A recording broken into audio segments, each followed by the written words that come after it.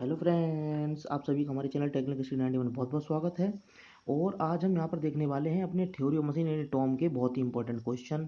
ये आपके पिछले गत वर्षों में और आगे आने वाले जो भी संभावित प्रश्न हैं मैं इसमें सारे रख रहा हूँ, और ये आपसे गारंटी देता हूँ मैं कि मैं आपको लास्ट में एक टिप बताऊँगा कि कौन से चैप्टर पर ज़्यादा ध्यान देना है जिसमें कम पढ़ के ज़्यादा नंबर ला सकें हम लोग।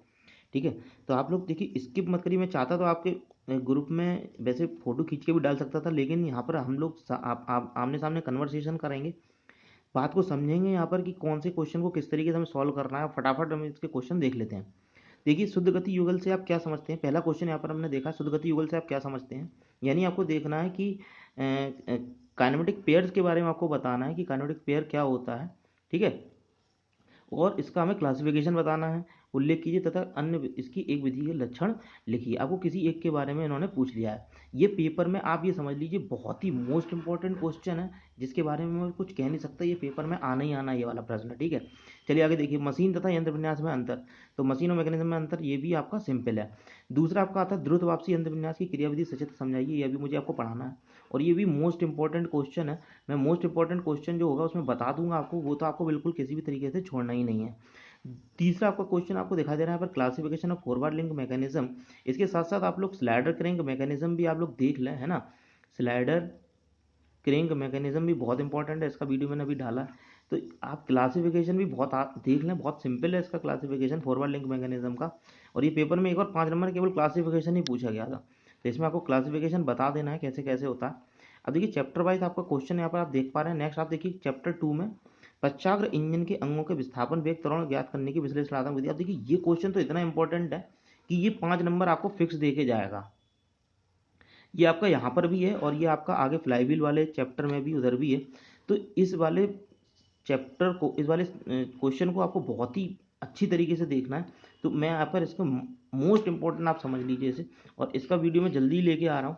तो इसमें आपको क्या करना होता है कि आप एक स्लाइडर क्रैंकचेन यंत्र विन्यास जो होता है, आपको उसके लिए आप क्या करते हैं, इसका विस्थापन वेग और त्वरण अलग अलग ज्ञात करते हैं। तो ये बहुत ही इंपॉर्टेंट है, और इसके ऊपर डायरेक्ट सीधा सीधा न्यूमेरिकल भी आ जाता है। जब थीटा एंगल की वैल्यू पुट करते हैं हम लोग, और डायरेक्ट हमारा आंसर पता चल जाता है। ठीक है, अब इसे हम जब देखेंगे इसका डेरिवेशन, तब आप लोग बहुत अच्छी तरह समझ जाएंगे। नेक्स्ट क्वेश्चन आप देखिए। अब देखिए मैंने सारा इसमें लिया है। जिन बच्चों को 100% नंबर लाने हैं वो इसे पूरा पढ़ लें, और जिन्हें पास होना है वो मोस्ट इंपॉर्टेंट जो मैं क्वेश्चन बता रहा हूँ वो तो बिल्कुल छोड़ें ही नहीं। ठीक है, तो ये आपका मोस्ट टू मोस्ट, जितने भी मोस्ट लगा लो, मोस्ट की पावर है, इतना इंपॉर्टेंट है ये क्वेश्चन।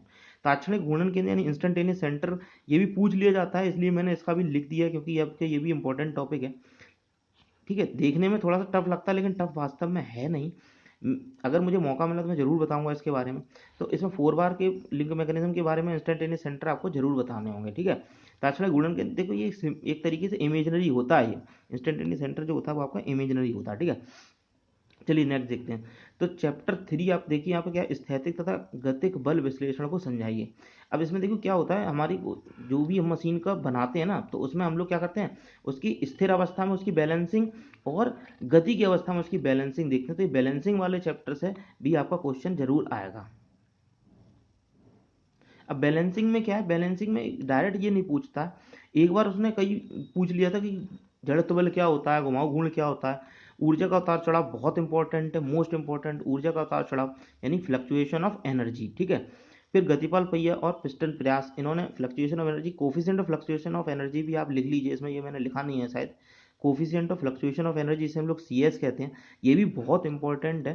ठीक है, N1 - N2/N होता है ये। ठीक है, maximum fluctuation of energy upon maximum fluctuation of speed upon mean speed. ठीक है, maximum fluctuation of speed upon mean speed, ये आपका कौन सा होता है, coefficient of fluctuation of speed. ठीक है, चलिए नेक्स्ट देख लीजिए।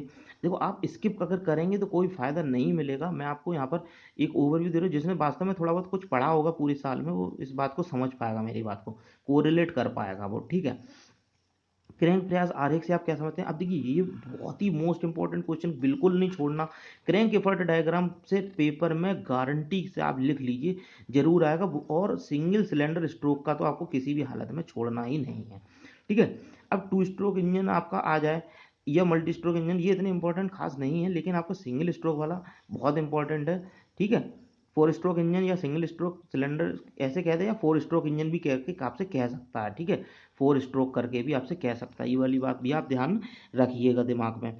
अब इसमें देखिए कभी कभी क्या होता है, बच्चे सीधे सीधे पढ़ के चले गए, लेकिन उन्हें यही नहीं पता कि करंट प्रयास आरेख होता क्या है साला, ठीक है। ये आपका क्या होता है, आपका टॉर्क और थीटा के बीच में जो हम एक डायग्राम बनाते हैं, टॉर्क और थीटा के बीच में उनका रिप्रेजेंटेशन होता है, ठीक है। जो हमारा एक टॉर्क होता है, हम इसे टॉर्क, यहाँ पर टॉर्क ले लेते हैं, यहाँ थीटा ले लेते हैं, तो इनके बीच में जो ग्राफ यहाँ पर इस तरीके से बनता है, आपको याद अगर आ रहा है तो ये जो ग्राफ है यही आपका क्या क्रैंकफर्ट डायग्राम है, क्रैंक प्रयास आरेख, ठीक। तो ये मैंने अभी जो बनाया था फटाफट, ये आपका फोर स्ट्रोक के लिए था, ठीक है, single cylinder four stroke engine के लिए। टू स्ट्रोक इंजन ये आपका भाप इंजन कह सकता है यहाँ पर, ये भी ध्यान रखिएगा, ये भाप इंजन भी यहाँ पर आ जाएगा, भाप इंजन के लिए भी कहेगा तब भी ऐसे ही बनेगा। मल्टी सिलेंडर इंजन का लिए बन जाएगा, और क्रैंकफर्ट डायग्राम के हमें बनाना है, ठीक है। तो मल्टी सिलेंडर इंजन जो होता है, मल्टी सिलेंडर टू स्ट्रोक जो होता है, टू स्ट्रोक के लिए बहुत ही सिंपल होता है, इस तरीके से ऐसे ऐसे बन जाता है। लेकिन अभी जो फोर स्ट्रोक के लिए बताया था, फोर स्ट्रोक के लिए इस तरीके से आपका बनेगा यहाँ पर, ठीक है। ठीक है, बात समझ में आ रही है आपको। तो ये आपका यहाँ पर वर्किंग स्ट्रोक होता है, तो अभी मैं आपको बाद में बताऊंगा, मैं सिंपल केवल बता रहा हूँ जल्दी जल्दी। तो आप यहाँ पर बात समझ पा रहे हैं। चलिए नेक्स्ट चैप्टर देख लेते हैं। चैप्टर हमारा चैप्टर 4 में आप देखिए, अब ये आपका फ्लाईव्हील और गवर्नर में अंतर देखो भैया। जिसे फ्लाईव्हील और गवर्नर में अंतर नहीं पता, इंग्लिश हिंदी वाले चक्कर बिल्कुल ना पड़े, मैं जो बोल रहा हूँ आप हिंदी में भी सुने, इंग्लिश में भी सुने। हिंदी में दिख रहा है, इंग्लिश में बोल रहा हूँ। तो आपको देखिए फ्लाईव्हील और गवर्नर में अंतर दिखाना, तो फ्लाईव्हील आपको पता है, flywheel controls the speed variation caused by the fluctuation of engine turning movement during each cycle of operation. Governor जो होता है, गवर्नर क्या करता है, ये हमारे देखो मीन स्पीड को मेंटेन करता है, और ये हमारा गवर्न करता है उसे। बात समझ में आ पा रही है। गवर्नर ये आपके तेल की सप्लाई वगैरह, ऑयल की जो सप्लाई वगैरह होती है, उसको हमें देखता है कि ऑयल की सप्लाई कैसे जानी है, कम जानी है, ज़्यादा जानी है। अब आगे देख लीजिए, अब गवर्नर में जो है, एक गवर्नर एक्सप्लेन करने के लिए जरूर आएगा।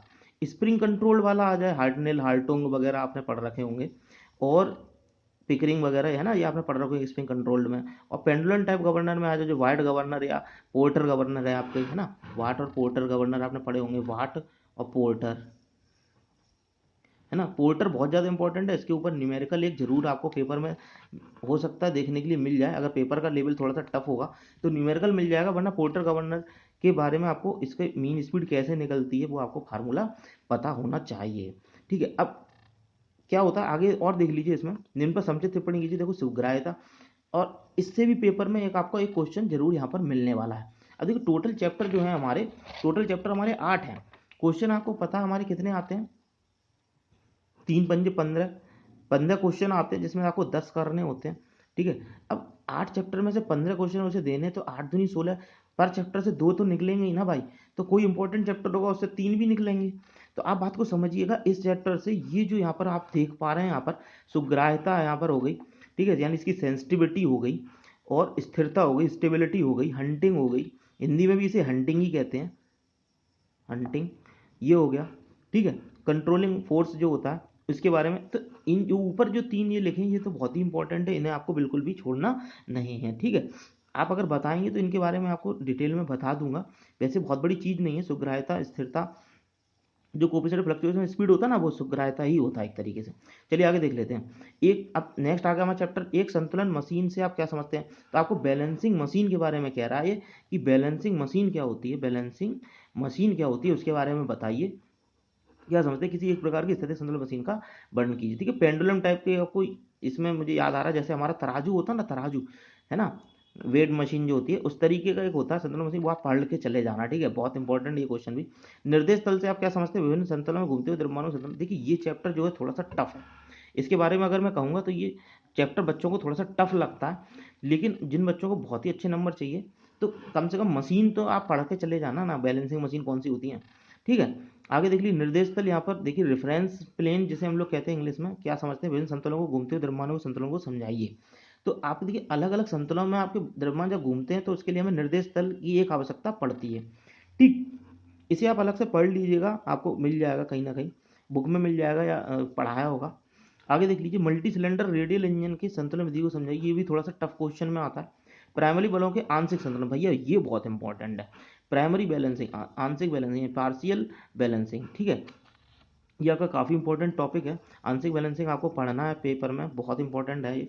उसके बाद दूसरा मोस्ट इंपॉर्टेंट जो आ गया, ठीक है। तो आपको ये तो छोड़ना ही नहीं है। ये तो इतने बार आया मेरे भाई, वी इंजन पेपर में एक बार आगे, रेडियल इंजन क्या होता है, त्रिज्य इंजन क्या होता है, बच्चे छोड़ जाए।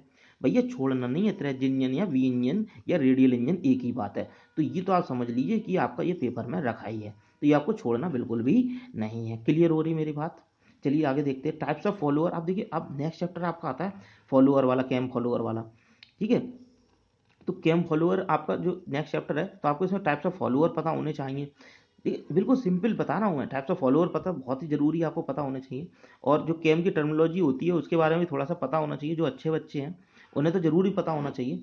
Base circle, pressure pressure angle, pressure circle, pitch circle, stroke of follower. ठीक है, ये स्ट्रोक ऑफ फॉलोअर क्या होता है, जितना फॉलोअर केम जितना फॉलोअर को ऊपर या नीचे उठा देती है वही आपका स्ट्रोक ऑफ फॉलोअर कहलाता है। ठीक है, तो आपकी सपोज दैट आपकी केम यहाँ पर इस तरीके से, यहाँ पर मैंने अगर केम बना दी, ये आपकी मैंने कैम बना दी। ठीक है, और यहाँ पर आपको ने फॉलोअर लगा दिया एक,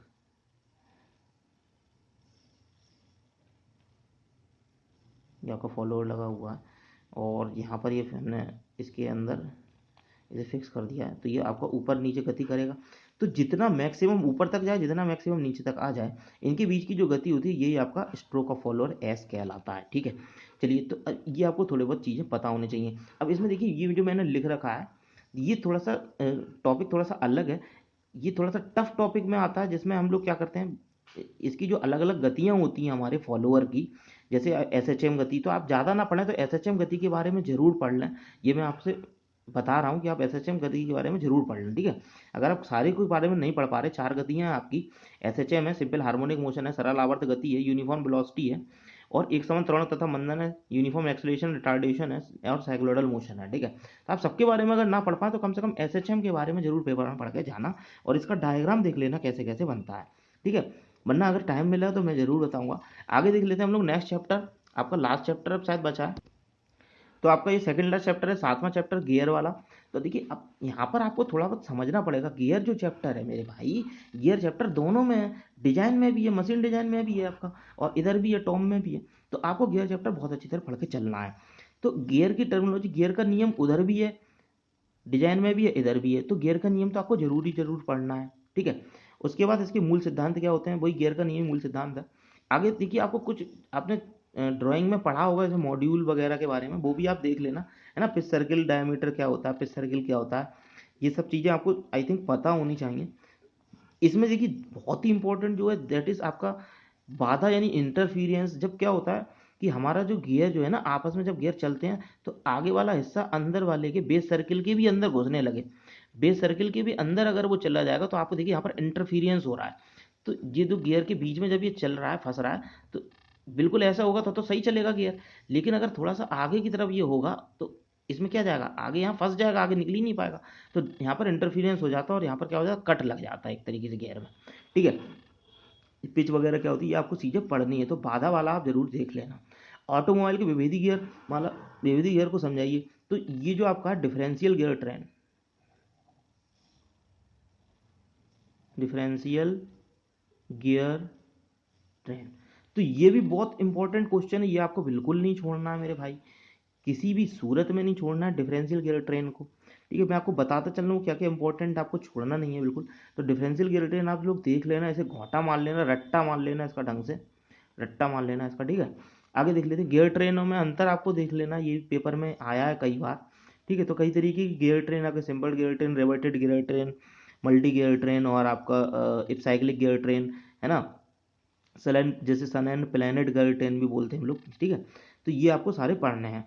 अब आप देख लीजिए लास्ट चैप्टर। तो इस चैप्टर से तो मेरे भाई 10 मार्क्स आपको मिलने वाले हैं। कितने मार्क्स मिलने वाले हैं, 10 मार्क्स मिलने वाले हैं गारंटी के साथ, लिख लो बिल्कुल। फर्स्ट चैप्टर और लास्ट चैप्टर आपको 20 नंबर आराम से देने वाले हैं। तो पहला चैप्टर आप हल्के में बिल्कुल मत लें, पहले चैप्टर को बहुत अच्छी तरीके से पढ़ें, और लास्ट चैप्टर को भी बहुत अच्छी तरीके से पढ़ें। बीच बीच में जो मैंने आपको मोस्ट इंपॉर्टेंट बताए हैं, टाइम बहुत ही कम है, इनमें जो मैंने आपको टॉपिक लिखे हैं ना मेरे भाई, इससे बाहर तो बिल्कुल जाने का ही नहीं है। और आप बिल्कुल कमेंट करके बताइए कि आपको समझ में आ रहे हैं इंपॉर्टेंट क्वेश्चन की नहीं। वीडियो देखने में जरूर लंबा है, लेकिन अगर जो केवल क्वेश्चन में दे देता तो आपसे कन्वर्सेशन नहीं हो पाता ना। मुझे कोई दिक्कत नहीं है, मैं डाल दूंगा ऐसा वीडियो, आप देख लेना उसे। कंपनों से संबंधित निम्न पदों को परिभाषित कीजिए। तो देखिए इसमें कई बार पूछा गया ये पृथक्करण क्या होता है, यानी आइसोलेशन जिसे हम लोग कहते हैं, वाइब्रेशन आइसोलेशन कई बार पूछा गया। वाइब्रेशन आइसोलेशन क्या होता है, वाइब्रेशन आइसोलेशन क्या होता है, कंपन शोषक यानी वाइब्रेशन एब्जॉर्बर क्या होता है, under damping, critical damping, over damping, अनुनाद यानी आपका यहाँ पर आपने देख लिया ना, इस चीज़ के बारे में आपको पता ही है। स्वतंत्र अनुदैर्ध्य कंपन की प्राकृतिक आवृत्ति